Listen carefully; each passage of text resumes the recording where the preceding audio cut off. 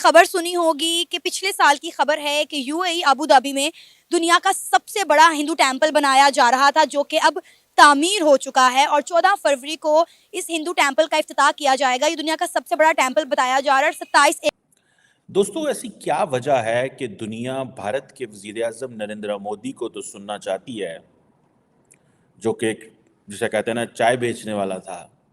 दुनिया उसको सुनने के लिए लाइनों में लगती है। एंड एवरीथिंग जो है ना, अब आजकल आई थिंक कि हमारे जो मैक्सिमम अरब ममालिक हैं, उनके जो रुझान है वो हमने देखा है कि वो इसराइल की तरफ भी है। ठीक है, and it is all the economic game for me. I think ये कि एक इकोनॉमिक गेम है। और 12 से 14 फरवरी में वहाँ पे Narendra Modi as a guest of honour जा रहे हैं। आज पाकिस्तान के वज़ीर आज़म कश्मीर के हवाले से बात कर रहे हैं, लेकिन ना तो मुस्लिम दुनिया से हमें कोई रिस्पॉन्स आया। अब we are nowhere in the game, तो हमें सबसे पहले तो अपने आप को गेम में लाना पड़ेगा। हम देखते हैं जब अब मेरे जैसा एक बंदा जब बाहर जाता है, वापसी आपके अपने ट्रस्ट करें, हम अपने आप को जिस हालत में देखते हैं ना, कुछ शर्मिंदगी फील होती है कि हम अपने आप को क्या प्रेजेंट कर रहे हैं दुनिया के सामने। ना आलम इस्लाम से ना किसी और ने पाकिस्तान को पूछा। सो हमारे जो मसले हैं वो सिर्फ हमारे रह गए हैं। और दूसरा, नमस्कार दोस्तों, प्रधानमंत्री नरेंद्र मोदी दुबई जा रहे हैं और उनका दौरा 12 से 14 फरवरी के बीच में होने वाला है। वो वहां पर मंदिर का उद्घाटन भी करने वाले हैं और दुबई के अंदर वर्ल्ड गवर्नमेंट समिट हो रही है, जहां पर प्रधानमंत्री गेस्ट ऑफ ऑनर के रूप में जा रही है, जिससे पाकिस्तान के जो लोग हैं उनकी जल गई है कि हमारे प्रधानमंत्री को कोई पूछ भी नहीं रहा है। आप देखिए इस वीडियो में। आपने खबर सुनी होगी कि पिछले साल की खबर है कि यूएई अबू धाबी में दुनिया का सबसे बड़ा हिंदू टेंपल बनाया जा रहा था, जो कि अब तामीर हो चुका है और 14 फरवरी को इस हिंदू टेंपल का इफ्तिताह किया जाएगा। ये दुनिया का सबसे बड़ा टेंपल बताया जा रहा है और 27 एकड़ रकबे पर बनाया गया है।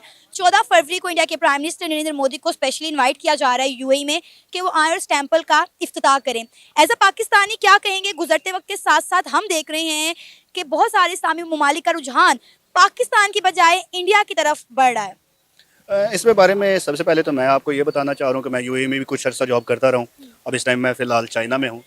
तो इसमें ये चीज़ें हम देख रहे हैं कि आप इसमें सबसे पहले तो हमें जो है ना, कोई लाइव एग्जांपल बनना पड़ेगा। हमें अपने आप को इम्प्रूव करना पड़ेगा। हम इस चीज़ को ब्लेम गेम करें कि हमारी तरफ लोगों का रुझान नहीं हो रहा, तो फर्स्ट ऑफ ऑल तो हम अपनी इकनॉमिक हालात देखें। अब ये तो एक क्लियर सी सिचुएशन है कि इंडिया एक बहुत बड़ी इकनॉमिक पावर है।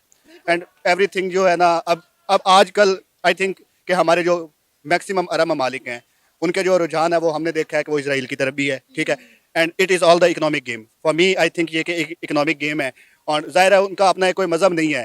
ठीक है, और अरब्स ने जो हमारे साथ अभी फ़लस्तीन में हमने देखा है जो सपोर्ट कर रहे हैं या जो भी है, आई मीन के जो नेगेटिव सपोर्ट कर रहे हैं। ठीक है, तो हम चीज़ देख रहे हैं कि वो सारी चीज़ें जो है ना, अब ये इंडिया की तरफ रुझान होने का पूरी दुनिया की तरफ हो रहा है। अब ये ना देखें, एक टाइम था कि जब सिर्फ रशिया करता था, हमें अमेरिका सपोर्ट करता था। वो किसी भी पॉलिटिकल फार्म पे कह लें, आप किसी तरह भी कह लें, लेकिन अब हम देखते हैं कि हम रशिया की तरफ भी नहीं है, अमेरिका की तरफ भी नहीं है। We are in no game. तो हम अगर देखें बॉर्डर्स पे भी हम एक चीज़ कहते हैं कि हमें इंडिया से बड़ा खतरा है। टू बी वेरी फ्रैंक, उन्हें हमें शायद अब इंटरेस्ट ही नहीं है। अब we are nowhere in the game, तो हमें सबसे पहले तो अपने आप को गेम में लाना पड़ेगा। हम देखते हैं जब अब मेरे जैसा एक बंदा जब बाहर जाता है, वापसी आपके अपने ट्रस्ट करें, हम अपने आप को जिस हालत में देखते हैं ना, कुछ शर्मिंदगी फील होती है कि हम अपने आप को क्या प्रेजेंट कर रहे हैं दुनिया के सामने। हम जब इशारे पे खड़े होते हैं, एक भीख मांगने वाला आता है, हम देखते हैं कि हमारी ये एक आउटलुक जा रही है बाहर से जब बंदा आता है। तो बीइंग अ कॉम हम अब यहीं प्रेजेंट कर रहे हैं। हम एक भिखारी हैं, हम कर्जा मांगते हैं, अपना सिस्टम चलाते हैं, अपने रिसोर्सेज को हम इस्तेमाल में लाते नहीं हैं। जो पॉलिटिकल हालात है वो हम देख रहे हैं। There is nothing like politics. एक चीज़ है वो प्री प्लान सेटअप के थ्रू चल रही है और हमारे जो हालात हैं वो दिन ब दिन बिगड़ते जा रहे हैं। करेंसी की हालत हमारी ख़राब हो रही है। तो अब हम में लोगों को इंटरेस्ट नहीं है और अरब ममालिक से हमें ये शिकवा होना ही नहीं शायद चाहिए, क्योंकि उनकी कोई आइडियोलॉजी, कोई इस्लाम पे वो बने नहीं है। दे आर जस्ट ये लाइक यू नो, वो इकोनॉमिकली स्ट्रॉन्ग थे, उनके पास रिसोर्सेज थे, उन्होंने अपने आप को ग्रूम किया and they want to groom it in future.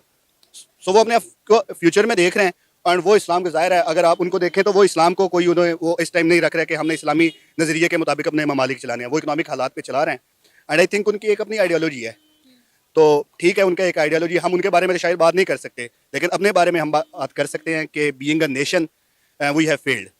हम 1947 से लेकर आज तक हमेशा हमने यही सुना कि हालात ख़राब हो रहे हैं, अभी अच्छे नहीं हुए। तो अल्लाह ताला करे कि हमारे में कोई अच्छा इंसान आए जो हमें सबसे पहले हम खुद बीइंग अ नेशन इम्प्रूव हो, हम लोगों के लिए इकोनॉमिक इंटरेस्ट का एक हब बने।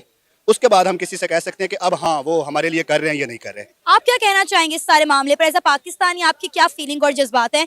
आपने खबर सुनी होगी कि पिछले दिनों जिस तरह आपने यूएई का जिक्र किया, तो यूएई ने 950 पाकिस्तानियों को लात मार के दुबई से बाहर निकाल दिया। वहां पर पाकिस्तानियों के लिए रूल जो है वो कितने ज्यादा सख्त हो गया आपने देखा। अब तो मोस्टली पाकिस्तानियों को यूएई का वीजा भी नहीं मिल रहा।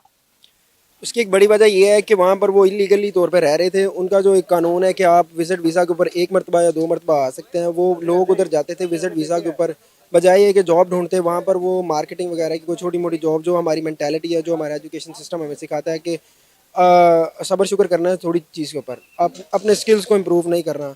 और बीइंग अ पाकिस्तानी, मेरा नहीं ख्याल कि हमें ऑब्जेक्ट करना चाहिए कि उनकी अपनी फॉरेन पॉलिसी है। ये एक जियो इकोनॉमिक्स एक वर्ड है इकोनॉमी में, तो उनका एक अपना जो है ना इंटरेस्ट है, इकोनॉमिक इंटरेस्ट है। जिसके बाद दूसरा वो उनकी एक और इसकी वजह ये है जो मैं समझता हूँ कि उन्होंने अपने ऊपर से वो लेबल हटवाना है कि हम we are a strict Muslim nation. वो यूरोप के साथ अपने ताल्लुकात अच्छे करना चाहते हैं। वो उनका जो विजन है उसमें वो पेट्रोलियम के ऊपर नहीं रहना चाहते। COP28 वहाँ पर हुई है रिसेंटली, तो COP28 में प्लेज किया गया है कि हमने एनर्जी की जो कन्वर्सेशन है उसको ग्रीन एनर्जी पे लाना है। तो यूरोप इसके ऊपर बहुत तेज़ी से काम कर रहा है। जर्मनी ने काफ़ी ज़्यादा जो है वो अपने प्लांट्स बंद कर दिए हैं कोल के।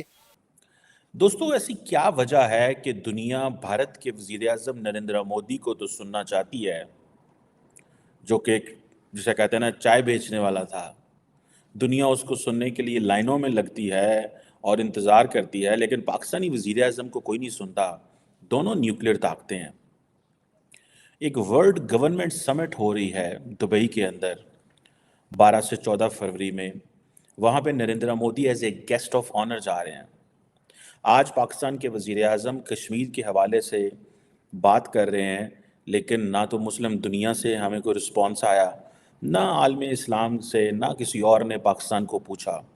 सो हमारे जो मसले हैं वो सिर्फ हमारे रह गए हैं और दूसरों के जो मसले हैं वो हमारे हैं। ये एक तासुर है पाकिस्तान के अंदर। जैसे Indian minister for external affair doctor Jaishankar ने कहा था, उन्होंने कहा था कि Europe has to come out of this mindset that the Europe's problem are world's problem, कि यानी कि जो यूरोप के मसले हैं वो दुनिया के मसले हैं, and the world's problems are not Europe's problem और वेस्ट प्रॉब्लम। सो जो थर्ड वर्ल्ड या डेवलपिंग वर्ल्ड या ग्लोबल साउथ के जो मसले हैं वो उनके नहीं हैं, लेकिन जो वेस्ट के मसले हैं वो दुनिया के मसले हैं।